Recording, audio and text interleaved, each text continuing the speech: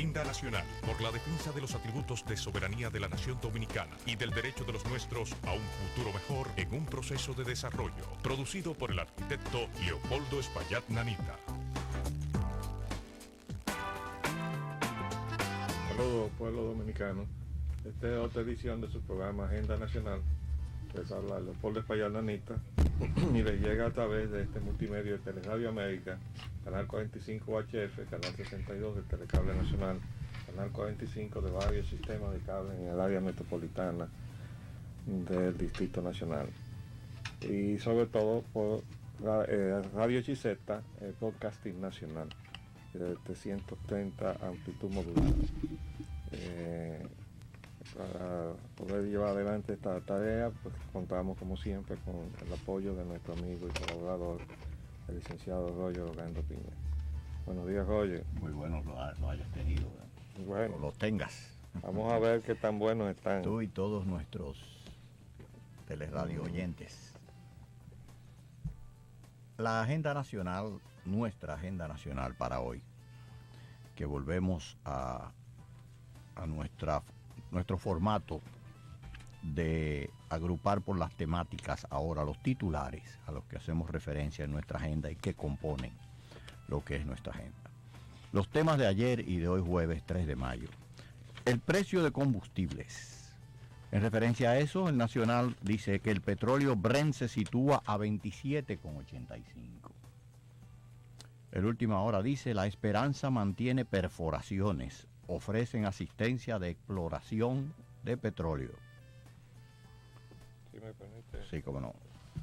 Para completar la información de por qué esa información es pertinente en lo que concierne a la economía dominicana, porque ustedes saben que el gobierno y muchos voceros de sectores importantes de la sociedad dominicana unos con intención y otros porque han sido llevados a error, han aceptado como una cosa y una verdad incuestionable que el petróleo está acabando en este momento con la economía del mundo. La información que nosotros le traemos semanalmente demuestra lo contrario. La tendencia general del mercado del petróleo desde el diciembre de 1996 a la fecha es declinante en lo que concierne al ámbito del Caribe, es decir, los precios que nosotros pagamos a nuestro mercado, México y Venezuela. Cuando aquí se dice el petróleo se sitúa a 27,85, se está refiriendo al petróleo Brent, que es el británico, que se saca ya en Mar del Norte, la forma más difícil y costosa de sacar petróleo, que es debajo del agua. Dice, perdió terreno este miércoles, esa es la información. Cuando dice que el petróleo, el titular dice, el petróleo se sitúa a 27,85, no está diciendo toda la verdad. El petróleo Brent perdió terreno este miércoles, deprimido por el anuncio durante la noche de una fuerte alza del conjunto de reservas petroleras en Estados Unidos, según indicaciones del Instituto Americano de Petróleo, API. Hacia las 10, el barril de Brent para entrega en junio cotizaba a $27,85 en comparación con el cierre a $28,33 el martes. Ahora, ¿qué tiene de importancia esta referencia? Estos son especulaciones petroleras en el mercado bursátil. Estos no son los precios de los suministros que se llaman contractuales, es decir, cuando un país se abastece de una fuente, hace arreglos a mediano plazo por lo menos. Solamente en situaciones excepcionales se hacen compras spot, es decir, de una sola vez y en un sitio distinto. Generalmente usted se abastece de una fuente y tiene una relación estable con esa fuente, generalmente durante un tiempo bastante largo. Entonces los términos de ese tipo de acuerdos son muy distintos a cuando usted sale al mercado a estar comprando hoy a este, mañana al otro, etc. Entonces, esto lo digo para reiterar la denuncia que nosotros hacemos de que se manipula la información sobre los precios del petróleo para hacer creer que son inexorables los precios que se le ponen internamente a los combustibles en el país. Y además quiero aprovechar, y excúsame que te interrumpí, Roger, para aclarar un punto del debate que tenía esta mañana Willy Paz con uno de sus invitados, el señor Leopoldo Grullón. En realidad, lo que habíamos mostrado ayer a Willy es que en la página del internet del Banco Central estaba el análisis del comportamiento presupuestario del país desde el año 92 a la fecha, y que mucho antes de que tuviera vigencia la ley de impositiva o la ley de hidrocarburos, que realmente lo único que hace es poner por ley lo que antes se ponía por resolución del secretario de Industria y Comercio, existe entonces una relación desde todo el periodo 92 al año 2000 de unos ingresos que no son los ingresos del diferencial que debía actuar como agente de retención la refinería dominicana de petróleo, sino que hay dos rubros consignados en el presupuesto. Y es a esa parte a la que nosotros ahora nos hemos dedicado a investigar por qué hay dos rubros de ingresos por el mismo concepto. Impuesto, ya lo mostré ayer, pero lo voy a mostrar otra vez. Impuesto al consumo de combustible y diferencial de refidonza. Y este es el año 92, el 93, el 94, el 95, el 96, el 97. Observen que el 97 y 98 hay un ingreso por impuesto al consumo de combustible del orden de 5.228 millones y el año 98 6.260 millones y el diferencial en el primer año del 97 4.714 y en el 98 5.701. Eso va declinando después en los años subsiguientes. ¿Qué es ese otro ingreso? No lo sabemos todavía, pero estamos en eso. Y ahí estamos hablando de un total que se acerca a los 13.000 millones de ingresos de impuestos del bolsillo de los consumidores. Entonces, quería hacer esa aclaración, primero porque se lo debía a Willy y a los amables televidentes y radioyentes, y sobre todo para que tengamos un mejor entendimiento de qué es lo que está pasando con la economía dominicana. ¿Y a dónde se esconden los pesos? Que no aparecen. Que no aparecen después.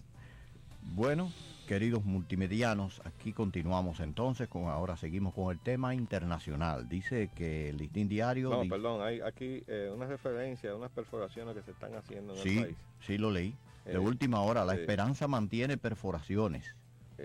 Ofrecen asistencia de exploración de petróleo. Sí, yo quería decir que esa esperanza es la esperanza de todos los dominicanos, pero con un granito de sal.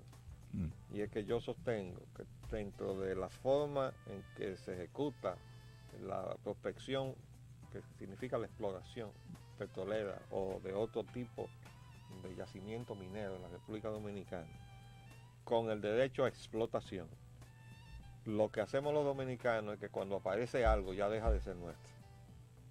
Por eso muchas veces ustedes me van a oír decir que yo prefiero que no aparezca nada, porque si después que aparezca ya nosotros no vamos a tener ningún derecho sobre eso. Fíjense que vamos a hablar sobre eso con relación a lo que se ha venido haciendo con respecto a la inversión extranjera. Voy a hablar sobre las declaraciones de Jesse Helms y lo que se está haciendo con respecto a la inversión extranjera en cuanto al futuro dominicano. Bien, continuamos entonces en el aspecto internacional. El Listín Diario dice: Mejía reivindica soberanía ante críticas de Jesse Helms, ese inefable senador de los Estados Unidos, presidente de la Comisión de Relaciones Exteriores del Senado. Gobierno dice que sus decisiones se ajustan al interés nacional. Bien dicho, debió haber dicho más que eso. Jaime Arístide Escuder descalifica al senador Helms para criticar a República Dominicana. Aguanta ahí un momentito. De verdad que uno no entiende lo que está pasando en este país. El señor Jaime Arístide Escuder es el segundo a bordo de la fundación que preside el señor Andy Taguardo, que es el asesor principal que tiene el secretario de Finanzas, el señor Fernando Álvarez Bogar, y que siempre ha representado los intereses contrarios a la nación dominicana. Ha estado de acuerdo con todo lo que ha sido negativo para el aparato productivo nacional, ha estado presionando en contra del bolsillo de los consumidores dominicanos, ha pedido mayor precio de los combustibles, ha pedido mayor nivel de ITEVI, ha pedido todo lo que le hace daño a los dominicanos. Y hoy resulta que su socio aparece descalificando al señor Helms. Bueno, adiós. Cosas veredes. Cosas veredes. El periódico Hoy sostiene que el presidente Mejía rechaza juicios del senador de Estados Unidos sobre clima de inversión en la República Dominicana. Bush designa empresario boricua embajador en la República Dominicana. Con respecto a política internacional, política nacional, dice Última Hora, Atuey, hay cierto disgusto en la población porque entiende que no se han cumplido las expectativas creadas. Guido anuncia una concentración de respaldo al gobierno el domingo y en conmemoración al primer año del triunfo del PRD. El Nacional, varios heridos y detenidos por huelga de Bonao. Listín Diario, Gómez Mazara llama a funcionarios a defender al gobierno en las calles. Periódico Hoy, el presidente Hipólito Mejía acepta los resultados de sondeo. Encuesta Hamilton Hoy dice, empleos, se refiere a empleo, precios y pobreza preocupan los dominicanos. Consideran estas tres deben ser las máximas prioridades del gobierno de Mejía. Rechazan interpelar miembros de equipo económico del gobierno. Aguántame un momentito ahí, por favor. Ustedes recordarán que en estos últimos días la Iglesia Católica ha estado reclamando atención al problema del empleo y del desempleo. Eso es poner el dedo exactamente en la llaga. Porque ustedes deben recordar también que yo traje aquí el programa de gobierno de este gobierno y le dije, ¿dónde está el empleo aquí? ¿Por qué? Porque eso se había hecho con el librito neoliberal que han aceptado todos los partidos, comenzando por el PRD, el equipo que trabajó en el programa, de que las prioridades son la educación, la salud y los servicios sociales y tal. No, es que si usted no tiene empleo, usted simplemente está marginado de la economía. ¿Cómo es que usted va a consumir? ¿Cómo usted va a subsistir? Entonces, la primera prioridad de una gestión de gobierno es generar empleo, es incorporar a la economía realmente y no de una manera sofística a la población. Porque me explico por qué usé esta explicación a su vez, perdón la redundancia, de por qué debe ser real y no sofísticamente, sino porque en la estadística económica que se usa el término, ¿cómo le llaman? Ahora se me ha ido el término, es decir, población económicamente activa, esa es. Y uno deduce que población económicamente activa es una población que está incorporada a la economía. Pues no. Población económicamente activa es la población que ha llegado a la edad para incorporarse a la economía, viniendo de la niñez, pasando a la adolescencia, y entonces al llegar a la edad marcada en ese criterio, ya a partir de ahí se supone que usted está apto para ingresar a la economía, pero no quiere decir que usted está incorporado a la economía. Y a ese mismo, ese universo de personas que se incluyen en la población económicamente activa llega también a la edad del retiro, donde se supone que ya usted no debe estar de manera activa en la economía. Y ese es un techo donde usted pasa inmediatamente a la pensión o a la jubilación, que aquí no existe. En otros países, por ejemplo en Estados Unidos, sí existe. Bueno, pero esa población económicamente activa, cuando usted la lee, usted cree que toda esa gente está empleada, pues no es verdad.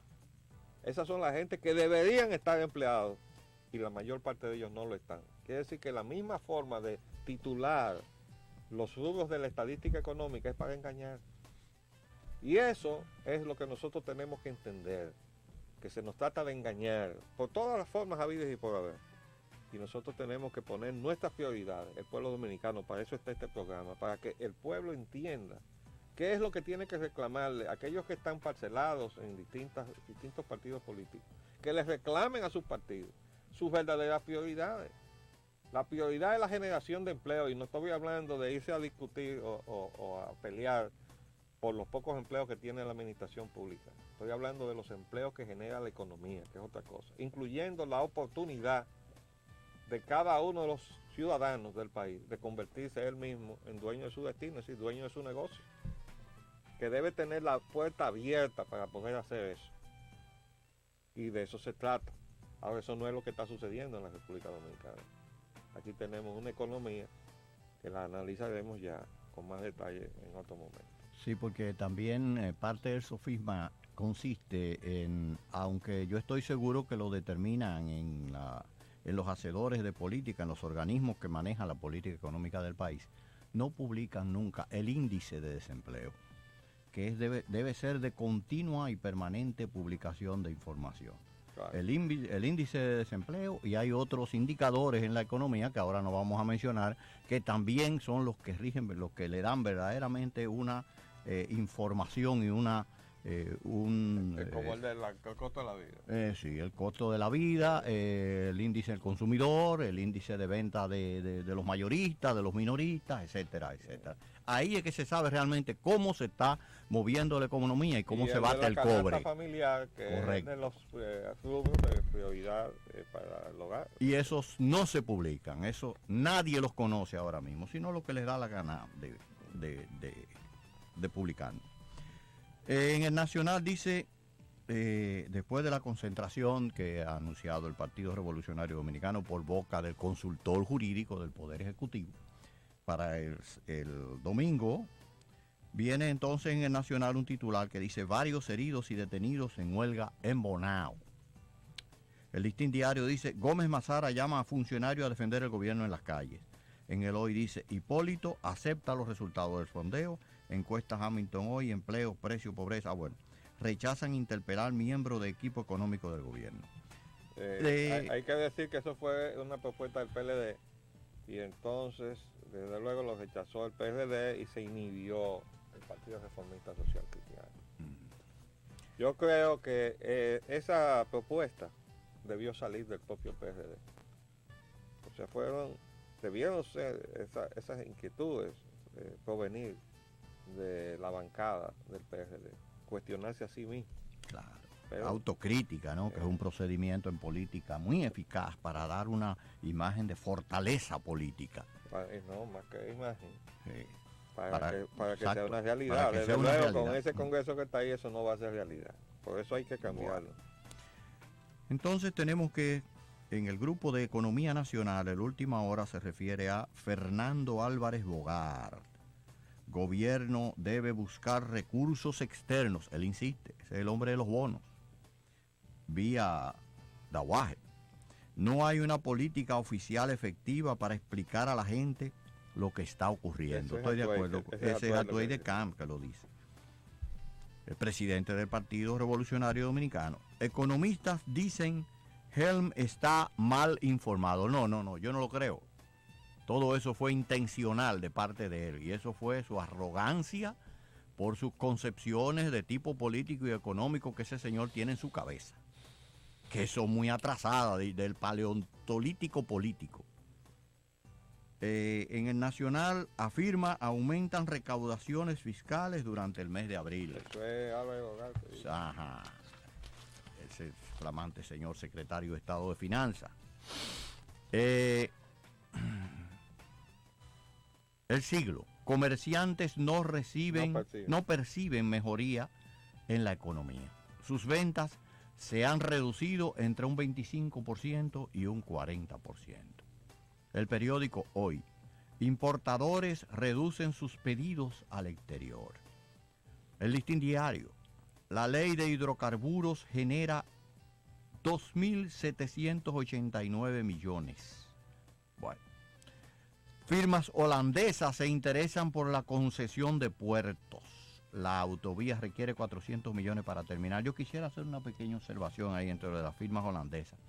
Pude observar así, a ojo de buen cubero, rápidamente leyendo esa información en el periódico Listín Diario, que esa firma holandesa a la que hace referencia es la Autoridad Portuaria de las Antillas Holandesas, que es un organismo estatal.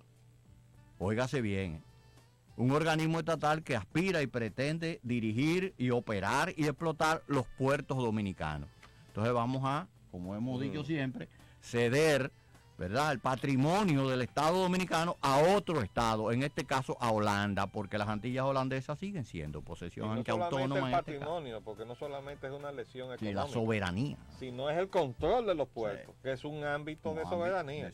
Entonces seguimos con el modelo. Y eso es lo que estamos ahora enmendando de lo que se hizo antes. Ya yo he explicado que si hay un reproche que la ciudadanía tiene todo el derecho de hacerle a este gobierno, es que ha seguido exactamente lo que hacía el anterior gobierno. Y que porque no ha cuestionado tampoco lo que hizo indebidamente el anterior gobierno. Y no estoy hablando indebidamente desde el punto de vista técnico o desde el punto de vista de las prioridades, sino de lo que debería estarse conociendo en el ámbito de la corrupción en los tribunales dominicanos. Entonces, por no tomar de una manera frontal y responsable la denuncia de los aspectos de corrupción y por seguir la misma política neoliberal del anterior gobierno, este gobierno está en lo que salió ayer. Voy a traerlo otra vez a la vista de todos. Esta es la encuesta y esta columna que está aquí en azul dice 16. Esa es la respuesta de la gente que estima que el gobierno lleva la ruta correcta. Solamente un 16%. Todo lo demás es maquillaje para no decirle al gobierno que tiene en contra del 84% de la población.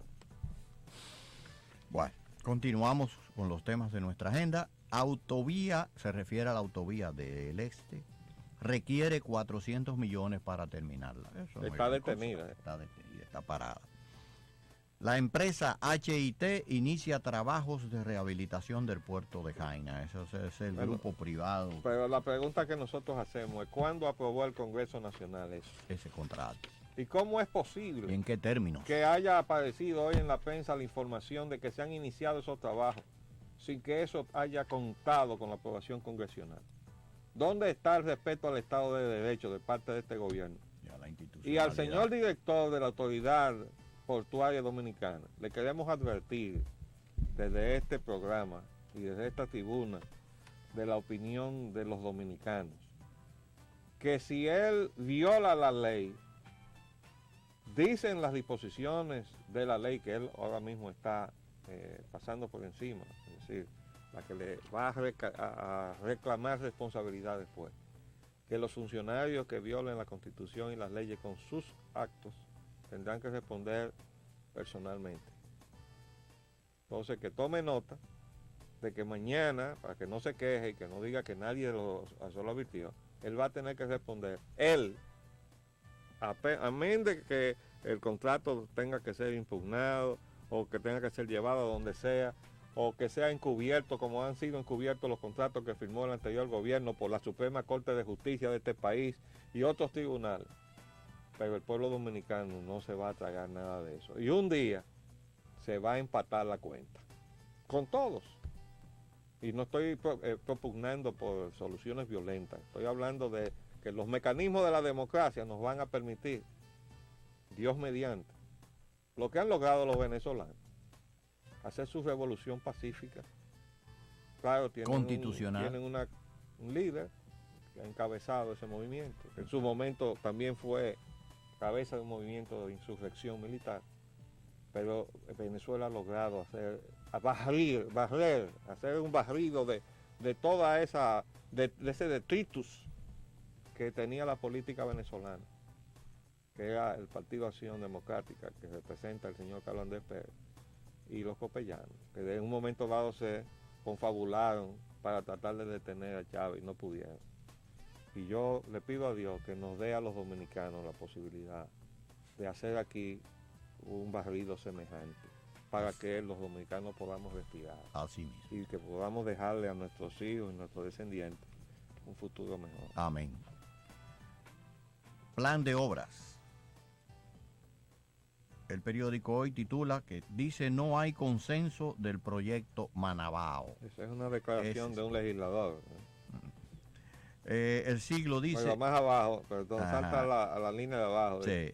Grupos en Jarabacoa se resisten a que hagan presa. Esa es la población de Jarabacoa. Ustedes recuerdan que la población de Constanza se tiró a la calle encabezada por su propio ayuntamiento, que declaró ese día de, no recuerdo exactamente el término, pero como que estaban proclamando la rebelión del pueblo contra las medidas de coerción energética que le estaba haciendo de sur a de norte. Y el ayuntamiento comenzó dando esa resolución de duelo municipal, fue el término duelo, que ellos usaron. El ayuntamiento declaró ese día duelo municipal y encabezó una manifestación en donde el pueblo de Constanza se tiró a la calle a protestar el abuso que estaban cometiendo contra ellos estos salteadores que han venido de nuevo cuño a este país, a atropellar a los dominicanos. Entonces, ahora esa misma situación se va a dar en Jarabacoa, pero esta vez con el empeño del gobierno de seguir adelante con un proyecto que ya las comunidades legítimamente representadas en entidades comunitarias habían rechazado. Entonces hicieron un montaje con una cantidad de entidades fantasmas y entelequias y gente a quien han llevado engañada a firmar diciendo que quieren apoyar que eso se haga. Y aplaudieron con mucho entusiasmo. Y ahora van a encontrar la resistencia del pueblo. Vamos a ver si los que firmaron el comunicado se van a tirar a la calle a pelear con el pueblo que dice que no quiere que le hagan la obra esa. Bueno. Y ahí es donde el gobierno tiene que despertar de la realidad virtual en que vive a la realidad en que vivimos los dominicanos, porque esa es la que está llevando a que la popularidad del gobierno baje. Es decir, la convicción de los dominicanos de que va por buen camino baje a un 16%. Sí, señor. El siglo también... No, entonces saltamos de las lluvias. Porque, sí, por eso, vamos a las lluvias ahora. El titular del siglo es precisamente: lluvias inundan barrios marginados de la capital. No solo los barrios marginados. Claro. Inundaron también los que no son marginados. Mira a ver si eso fue un barrio marginado. Por favor, háganle un close-up a eso. Miren eso. Eso no es un barrio marginado de la capital. Y es que hay una total y absoluta deficiencia de parte del ayuntamiento del distrito, en este caso, para atender a los filtrantes y desagües de la capital cuando los periodos de lluvias están en receso. Entonces se producen una caída de 1 o 2 pulgaditas de agua y claro, se inunda todo lo que es la superficie de la capital, además del diseño y las deficiencias que hay de otro tipo. Pero fundamentalmente podemos empezar por ahí a corregir ciertas cosas. La recogida también de los desperdicios y de la basura que se lanzan. Es decir, estamos, como alguien diría, o como alguien dijo, ya se pronunció, al decir que vivíamos en un completo desorden, y no solo en las poblaciones urbanas, en los centros urbanos, sino en todas las actividades del país. Y esto se refleja cada vez que cae una gotita de agua. Yo quiero decir que a mí me tocó preparar el plan de gobierno a José Francisco Peña Gómez cuando él asumió la responsabilidad de ser síndico de la capital de la República. Y una de las cosas que yo le preparé junto con un equipo de ingenieros fue precisamente un programa de perforaciones. Ese programa de perforaciones era para hacer pozos filtrantes acompañados de cajas de sedimentación, con la cual se aseguraba que cuando lloviera, el arrastre que venía con las aguas no taparan el pozo. Entonces entraban a la caja de sedimentación. En algunos casos poníamos más de una caja de sedimentación, de modo que si venía mucho arrastre quedaba en la primera caja de sedimentación. Si se llenaba esa caja y rebosaba, no pasaba ya al pozo, sino a una segunda caja de sedimentación. Y así protegíamos al pozo para que el pozo no se obstruyera y se hiciera ineficiente o ineficaz. De esa manera nosotros resolvimos, por ejemplo, un sitio crónico de aquí, de la capital. Punto lo crítico. recordarán, sí, muchas personas. Estaba en la César Nicolás Penso, exactamente detrás del Colegio La Salle. Cada vez que llovía había que navegar por ahí. Díganme los capitaleños y me dirán cimientos, que ahí no se ha vuelto a acumular agua más nunca. Con todo y el descuido que existe institucionalmente para, como decía Roger, ir oportunamente y limpiar las cajas de sedimentación para evitar que entonces el sistema se dañe, ¿verdad? Porque si se desborda todo el arrastre hacia los pozos de filtrante, entonces el pozo se tapa. Bueno, pero cuando usted pone una batería de cajas de sedimentación, usted puede incluso permitirse el lujo del descuido institucional que existe en este país en materia de mantenimiento. Y ahí está, pasen ustedes por la César Nicolás Penso a ver si usted ve. Y ahí no ha habido que gastar millones, como se pretende que se haga y como se ha estado haciendo, para resolver el problema del drenaje de la capital.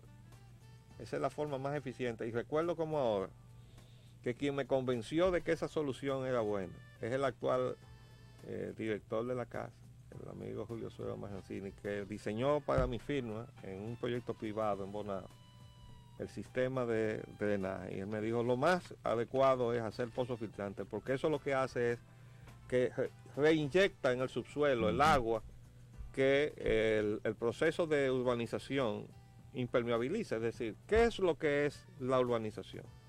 La urbanización es que se construyen calles, aceras, contenes, casas, se pavimentan entonces áreas de estacionamiento, se pavimentan los patios, parte de los jardines, y todo eso, el techo de las casas, los patios pavimentados, los jardines, los estacionamientos, las entradas vehiculares, todo eso se convierte como en un proceso de captación de agua que desemboca en la calle, en los contenes, y eso va acumulándose hasta que, si eso desborda la capacidad de descarga de los contenedores, entonces se inunda la calle, y todo eso también está en función de la topografía del terreno. Entonces usted tiene que tener en sitios estratégicos dispositivos que absorban esa agua que ya está por la superficie, ¿no?, descargándose a través de la superficie, ¿no?, y entonces interceptarla y reinyectarla otra vez hacia el subsuelo. Con eso se vuelve otra vez a alimentar lo que se llaman las napas freáticas, es decir, el agua subterránea. No va al mar. No va al mar. Entonces, eso fue lo que nosotros pusimos precisamente durante la gestión de Peña Gómez, con ese programa de gobierno, que para los desmemoriados quiero recordarles que en la reunión que se hizo en el Hotel Embajador, cuando Peña asumió las funciones de síndico, él públicamente nos dio el testimonio de agradecimiento por ese programa que le permitió a él hacer la gestión de gobierno municipal que hizo, hasta que desde luego llegó un momento que él se sintió la necesidad de prescindir de nosotros y comenzó a hacer otras cosas. Pero esa solución que nosotros le presentamos a él y le incluimos en su proyecto, en su programa, sirvió para resolver ese problema. No vemos por qué no se puede volver a hacer lo mismo. Vamos a hacer un paréntesis para cumplir compromisos y volvemos. Bien, volvemos a completar nuestra agenda de hoy haciendo referencia al tema de Haití. El tema de Haití dice hoy el periódico: Encuentro, el futuro de Haití. Este encuentro se celebró en el periódico Hoy, con el que participó en dicho encuentro quien me acompaña, o a quien yo acompaño, el arquitecto Leopoldo Espallana Anita. En el Nacional dice no son ideales condiciones de trabajo de obreros haitianos en República Dominicana, y la de los dominicanos tampoco. Sí, esta es una opinión de Paraizón, ese señor que vive opinando en los medios porque el gobierno no ha querido temperar la solicitud que le hizo Unión Nacionalista de que lo extrañara del territorio declarándolo persona no grata, porque estaba opinando sobre asuntos internos de la República. Pues bien, él dice que las condiciones de los batalles, como si los batalles estuvieran hechos exclusivamente para los haitianos. Entonces cuando los dominicanos trabajan ahí, ¿qué es? ¿No? Porque eso es parte del discurso para calificar a los dominicanos. Yo quiero decir que en esa reunión, y ahí mismo hay otra información que dice, obispo afirma haitianos y dominicanos son iguales. Ajá. Bueno, ese es el señor, es el que tiene su jurisdicción a la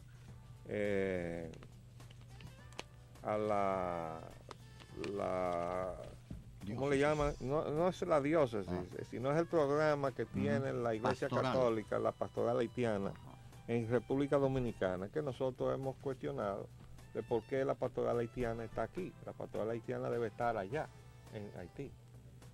Y el sacerdote Ricoa, que fue a Costa Rica a dar testimonio en contra de la República, pertenece a la pastoral haitiana. Y esa es la razón por la cual nosotros, como Unión Nacionalista, fuimos donde el nuncio saliente y le pedimos que sacaran esa pastoral de aquí. Porque el padre Ricoa está actuando como actuó, porque pertenece a la pastoral haitiana. Y la misión de esa pastoral y ese sector de la Iglesia Católica es hacer que nosotros los dominicanos aceptemos como algo deseable y de alguna forma inevitable esa fusión de facto con Haití. Nosotros no podemos aceptar eso. Como un designio. Y si esa es la intención y el propósito de esa parte de la Iglesia Católica, nosotros quisiéramos pedirle con muchísimo respeto al nuncio y al Papa que no saquen eso de aquí, porque eso no está en la letra del mandato bíblico del Señor. Y nosotros los dominicanos queremos ser solidarios, tenemos el propósito de ser cristianos frente a nuestros hermanos haitianos, pero ellos allá y nosotros aquí. El mandato bíblico no nos obliga a disolver nuestro hogar, porque en aras de la solidaridad con nuestros vecinos, nosotros le entreguemos nuestra casa al vecino. Ven, sal de ahí y métete aquí en mi casa, ¿verdad? No, tú puedes ser todo solidario que tú quieras. Incluso tú puedes alojar a alguna persona en tu casa, pero eso no quiere decir que tú disuelvas tu hogar. Entonces nosotros no podemos disolver a la nación dominicana porque se nos exija un principio de solidaridad cristiana. Y a este obispo, que es el obispo de la jurisdicción de Barahona, que se llama Rafael Leonidas, no sé qué cosa, por ahí anda el nombre de él. Lo de Rafael Leonidas sabemos dónde vino. Él tiene que hacerse consciente de que los dominicanos no podemos aceptar eso.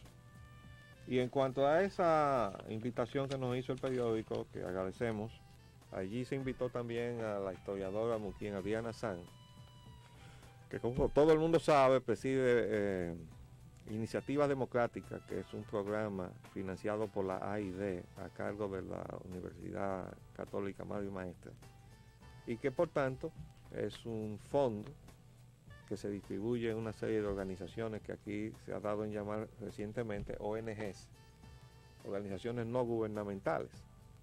Y se ha querido equiparar a las organizaciones no gubernamentales con las organizaciones que no persiguen fines de lucro, que son dos cosas muy diferentes.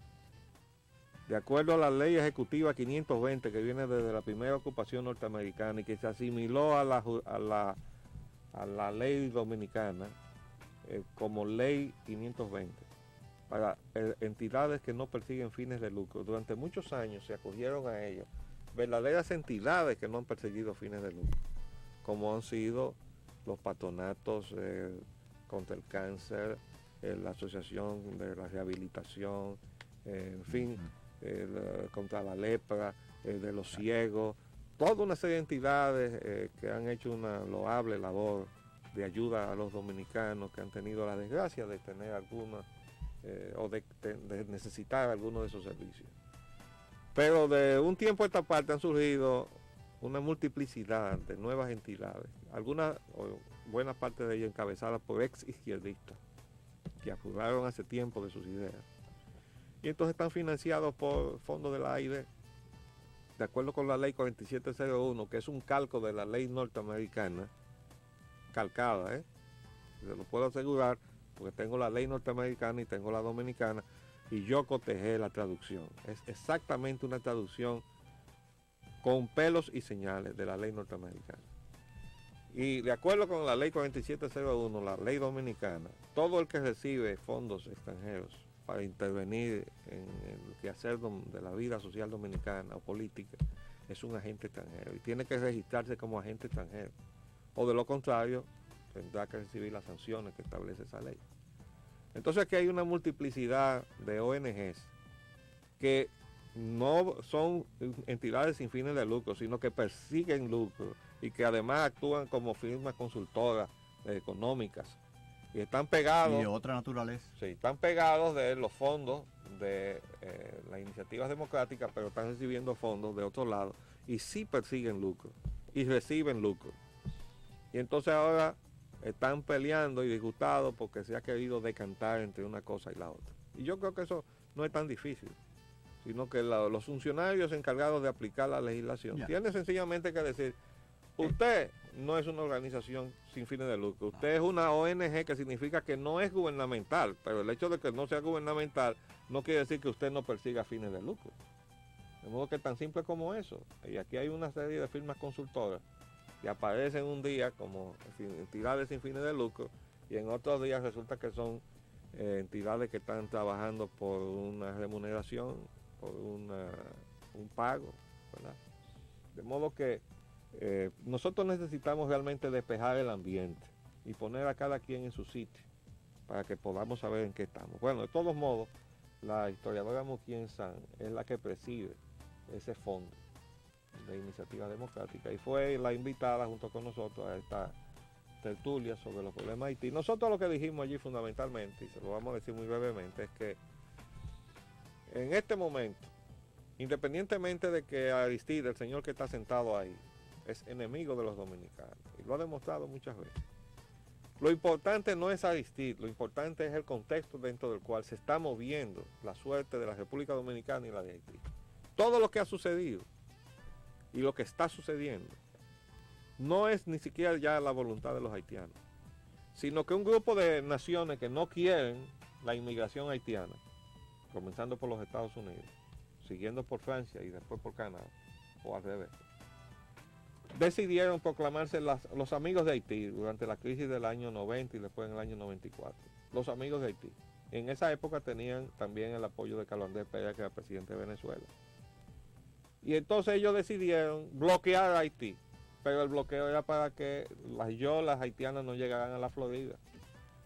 Ustedes nos recuerdan que los agarraban en alta mar y los metían hasta en Guantánamo, la base naval militar norteamericana en Cuba. Una vez hubo un barco con 556 haitianos, lo agarró el Coast Guard y lo llevó directo. Entonces, el problema es que han hecho un cerco y nada más han dejado una línea vulnerable que es la frontera con la República Dominicana. Es decir, que le están diciendo a los haitianos: ustedes no pueden ir para ninguna parte excepto hacia la República Dominicana. Ah, sí, qué bueno. Y nosotros lo vamos a aceptar. Con una flechita que dice, ¿verdad? Una vía. Sí, y nosotros lo vamos a aceptar. Por suerte ahora tenemos mandos militares que están conscientes de su responsabilidad hasta donde nosotros sepamos. Y mientras esos mandos militares estén ahí, esa frontera va a estar bien custodiada. Ahora, nosotros no hacemos nada con hacerle difícil su tarea a los militares. Si le seguimos dando empleo a los haitianos ilegales aquí en distintas actividades, porque hace ya tiempo que ya los haitianos, oigan bien lo que está pasando. Las tareas de corte de la caña, que fue el motivo por el cual comenzaron a llegar al suelo dominicano, ya ellos no lo quieren. Ya se les hace difícil a la gente que está en el asunto de producir azúcar de caña conseguir la mano de obra, porque ellos están en otra cosa, están en la construcción o están recogiendo café o cacao o arroz o yo no sé qué cosa. Están elevando el nivel, en la escala económica. Sí, es que no están tampoco metidos a artistas pintando y haciendo esculturas que le están vendiendo a los turistas que vienen aquí como producto dominicano. Entonces tenemos un problema, porque el problema está en que esta gente viene a buscar empleo, a engancharse en la economía dominicana, en los empleos que los dominicanos no quieren, porque la devaluación de la moneda le hace imposible mantener su familia con el costo de la vida como está. Y entonces prefieren irse del país a buscar otra esperanza en otro territorio, incluso con riesgo de su vida. Entonces, de eso se trata. Y eso fue lo que yo expliqué ahí. nosotros nos han impuesto este modelo de economía de servicio que nos exige devaluar la moneda, incluso se estaba devaluando toda la semana. Ventaja competitiva, arquitecto. Y entonces nos decían, no, pero la zona franca dominicana están perdiendo competitividad frente a la mexicana. ¿Ustedes saben lo que quería decir eso? Que México había devaluado su moneda, que los salarios de los trabajadores mexicanos para los inversionistas norteamericanos les resultaban más baratos que los de aquí, y entonces o se iban a ir hacia allá las inversiones que estaban aquí, o las que podían haber pensado venir aquí se iban a ir para allá. Y para ser competitivos, entre comillas, había que devaluar la moneda dominicana. Por eso es que nos tienen devaluando la moneda cada rato, por ese modelito de la economía de servicio. Vamos a insistir en ese tema, pero mientras tanto, por hoy vamos a terminarlo y vamos a darle paso a las llamadas telefónicas De nuestros queridos multimedianos. Adelante con la primera llamada, por favor.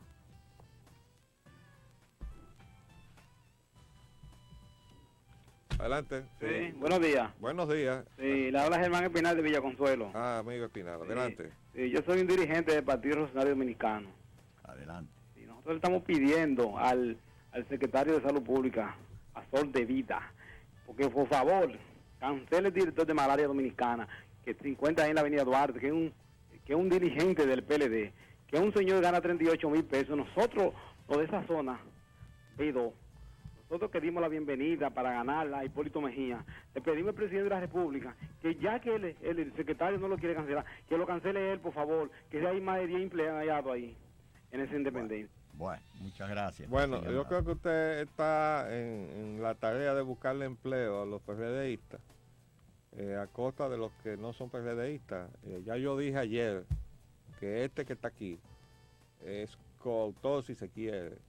Por lo menos trabajé en algún momento y apoyé la ley de servicio civil y carrera administrativa. ¿Para qué? Para protegerles el derecho a todos los dominicanos de optar a alguna posición en la administración pública, para llegar ahí a una posición determinada a base de su capacidad. Entonces, hacia eso tenemos que apuntar, y por eso no podemos apoyar que se esté quitando a nadie por la afiliación.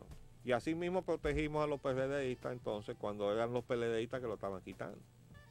Y vamos a proteger al que esté siempre y cuando tenga la capacidad para el cargo, porque si fue puesto ahí por simpatía política nada más, que se vaya definitivamente, pero esa no es la situación. Lo que estamos sustentando es que nosotros no podemos seguir en la repartidera de cargos. La política no se puede ejercer a base de eso. Tiene que ser a base de buscarle soluciones definitivas a los problemas dominicanos, que no se lo podemos encontrar mientras sigamos aceptando que la riqueza dominicana se la estén llevando a los extranjeros, porque eso es lo que hemos estado haciendo antes y todavía lo seguimos haciendo. Que todo eso que ha anunciado el gobierno, que lo vamos a desmenuzar en los días subsiguientes, no es más que más inversión extranjera, y no es posible rechazar la injerencia de Jesse Helms, sencillamente porque ese señor está defendiendo intereses de las empresas de su país, que han venido, como es el caso del Smith Enron aquí, a expoliar a los dominicanos con la energía más cara que hay en el continente probablemente. Se vulneraron las normas internas del Banco Mundial para prestarle dinero a ese proyecto. Y se vulneró la Constitución Dominicana para que esa empresa esté funcionando ahí. ¿Por qué? Porque el señor Henry Kissinger era parte de ese proyecto. El señor Henry Kissinger, óiganlo bien con su nombre, ex secretario de Estado de los Estados Unidos. Pues nosotros, por estar aquí, ¿no? Sí, no, pero es Kissinger, nos dejamos meter y ahora no tenemos que fumar a la Smith hasta el fin de los siglos. Haciéndonos los graciosos. Y tenemos entonces que soportar a Jesse Helms, pero aquí se sigue ahora en la misma línea de propiciar la inversión extranjera. Nosotros estamos en contra de la intromisión del señor Jesse Helms, pero por eso estamos en contra de que se permita ese tipo de inversión extranjera, que es lesiva a los dominicanos. Porque después nos vamos a tener que tragar la intromisión de esta gente que andan detrás de velar por esos intereses espurios. Adelante con otra llamada. Adelante. Aló. Sí, buena. Buena, ¿con quién hablamos? Habla con José Luis Luna. Adelante, señor Luna.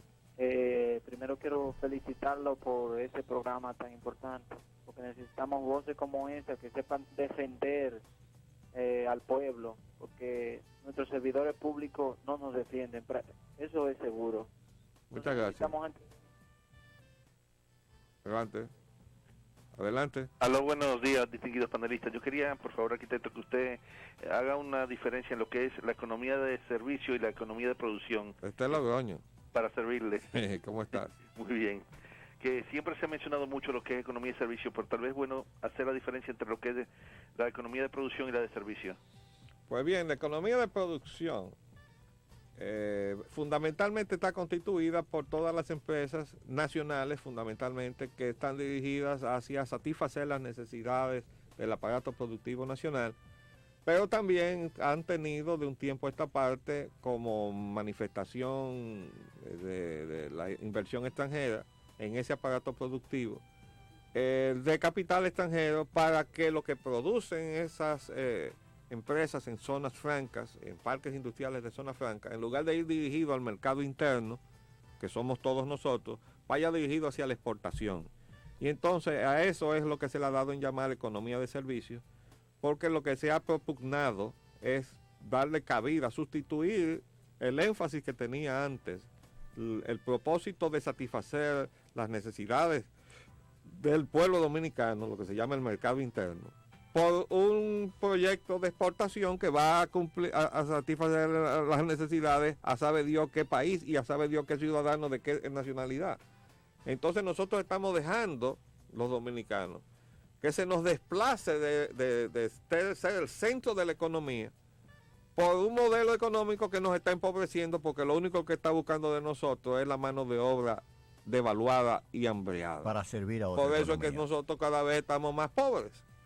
¿Por qué? Porque cada vez, mientras más énfasis cobra la economía de exportación, de ensamblaje, como se le ha dado en llamar, usando mano de obra hambreada, en esa misma medida nos hambreamos todos nosotros. Y eso se hace por vía de la devaluación. Y la devaluación afecta a todos los dominicanos, trabajemos o no trabajemos en zona franca, ni en turismo, ni en agroempresas de exportación. De modo que esa es la situación que caracteriza la diferencia del mercado interno, es decir, lo que es el aparato productivo es básicamente dirigido al mercado interno y es generalmente de capital nacional, aunque hay a veces asociaciones mixtas. Y el otro es todo el aparato productivo que se dirige a la exportación, pero usando entonces y con el propósito de utilizar la mano de obra más barata posible, que es lo que llamamos el modelo ampliado, el modelo de la depauperización del crecimiento, le llamó Rafael Kaplinsky, que fue el jefe de la misión de Naciones Unidas, que vino al fallido intento de la reconversión industrial por allá por los años 1990. ¿Tenemos tiempo para otra llamada? Adelante. ¿Aló? ¿Aló? Sí, bueno, ahorita se me cayó la llamada. Ajá, ¿quién habla? Jorge Luis Luna. Dígame. Lo estaba felicitando. Muchas gracias, señor Luna. Sí, yo precisamente llamo porque queremos ver si alguien también hace más énfasis sobre nosotros, los microempresarios de este país. Nosotros generamos empleo directo en nuestra barriada y necesitamos un apoyo de las autoridades, porque aquí a nadie le duele la situación de nosotros prácticamente. Y esto es una forma de mover la economía. Cuando nosotros empleamos a alguien, no vamos a buscar a otro sector lejano, sino del mismo sector para emplearlo. Aquí en este sector de Herrera, el Libertador específicamente, tenemos varias microempresas. ¿Y a qué se dedica usted? Yo fabrico corbatas, una de las corbatas más finas que hay ahora mismo aquí. Y puedo demostrarlo. Ya gente de la televisión la usa, la gente de los Toros van, el Herrera. Yo le fabrico a toda esa gente corbata fina, hasta Martín Polanco y otros diseñadores, yo se la hago. Pues yo lo felicito. Déjeme decirle una cosa, usted no va a necesitar mucho esfuerzo para convencerme de las bondades de esa actividad que usted se dedica. A ninguno de los dos. El repunte que tuvo la mediana y la pequeña empresa, en cierta medida se debe al apoyo que yo le di mientras yo estaba en el PRD. En aquella época, el que estaba al frente de eso se llamaba el ingeniero Pedro Hernández Fernández.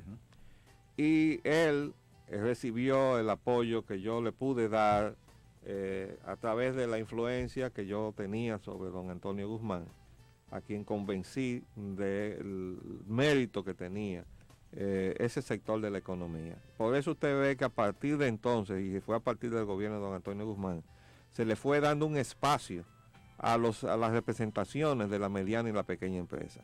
Eso no fue una casualidad, pero fue una labor callada que por primera vez yo digo públicamente que yo contribuí a eso. Y pongo de testigo al ingeniero Pedro Hernández Fernández, que creo que está en alguna posición ahora en el actual gobierno, para que usted pueda entender que cualquier cosa que nosotros podamos hacer de apoyo a lo que es la actividad de la pequeña y la mediana empresa o la microempresa, puede contar con este programa. Sí, aló. ¿Sí? Yo quería específicamente una cosa. Es que a veces nos piden garantías que nosotros no tenemos, porque si la tuviéramos... No, ¿usted se refiere al crédito? Sí. ¿Se refiere al crédito? Sí, al crédito, para la facilidad de darle dinero a uno, le solicitan tantas cosas que a veces uno no puede cumplir con esto porque no tenemos cómo hacerlo. Sí, mire amigo, nos están haciendo señas de que se nos termina el tiempo, pero este programa queda abierto a que usted nos vuelva a llamar. Debo decirle de antemano que mientras el señor Lockhart esté en Industria y Comercio, no tenemos esperanza de que lo podamos ayudar. Ahí hay un fondo que podría caminarse perfectamente a apoyar al sector de ustedes, pero mientras el señor Lockhart esté ahí, que no es impermeable a nuestras ideas y a nuestras posiciones, no podemos ser útiles a usted, pero por lo menos le vamos a servir aquí para que usted pueda expresar sus necesidades. Nosotros la vamos a pasar aquí por este medio a que los televidentes y radio oyentes la escuchen y de alguna manera ver si el gobierno de esa forma logra rectificar esa política equivocada. Cuente con nuestro respaldo y nuestra solidaridad. Muchas gracias. Termina hoy esta edición de su programa Agenda Nacional. Les habló Leopoldo Espaillat Anita. Mañana será otro día, si Dios lo permite. Y nos veremos entonces. Y aquí también estuvimos Roger Obando. Gracias. De 11 a 12 meridiano, Agenda Nacional por Multimedio, Teleradio América. 7 medios diferentes y un solo mensaje.